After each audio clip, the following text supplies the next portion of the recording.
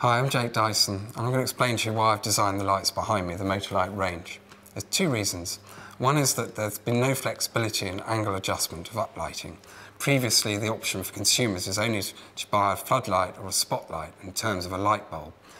And it was an idea of mine to give the flexibility and function to people to select angles of light anywhere between those two fields. The other reason is that in this market of contemporary lighting, aesthetics drives the product. There's no real attention to the function of the light emitted. And with these products, I'm combining two things. One is a serious function of angle adjustability and uplighting, and the second thing is to incorporate a beautiful sculptural moving form that demonstrates how the product works functionally. I've called the products the Motorlight for the simple reason that they have a motor inside them which drives the mechanism. The reason I've used a motor is because the motion is very, very smooth. The motor's called a synchronous motor, which means it stays completely in time, a bit like a clock. It's the smoothness of the motor that gives the motion of light very, very accurately. If you do this manually by hand, you may not actually select the light so precisely. With the wall light, you can adjust the light between 8 degrees and 120, and with the floor light, you can adjust the light between 8 degrees and 60 degrees. The difference between the two products is that the floor light is a manual product, so you can pause the motor by a switch on the back, or dim the product by a switch on the back. The wall light is remote controlled, which allows you to control 30 units and synchronise them at the press of a button. You can also dim all the lights simultaneously or pause the motor, affecting the light angle simultaneously. You can also select groups of lights or individual lights. The great thing about the Motorlight wall, apart from its wonderful functions, allowing people to be creative with lighting, is that you can mount the product on its side, upside down, vertically, or on the ceiling.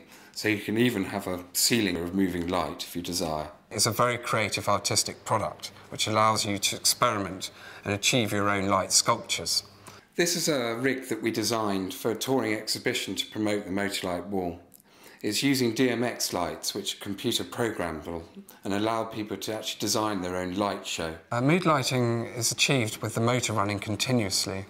This changes the light angles through a cycle, which is very dynamic and theatrical, and the higher the ceilings, the better. At Dyson Limited, we oversee the entire design process, from concepts through to development, engineering, testing, packaging, graphics, instruction manuals. We want to maintain control of all of these processes to make sure the quality is perfected. Designing engineered mechanical products like these requires extensive live testing. The reason for this is you have to be completely sure that products are reliable and last for many years to come. In designing these products, we came across quite a few mechanical problems which need to be rectified. One of them, for example, with the floor light here, in order to get this completely smooth action driven by the cam wheel, we had to investigate linear bearing slides, very similar to this one used in filing cabinets. We actually had this one, which is the smallest in the world, developed for us in Japan.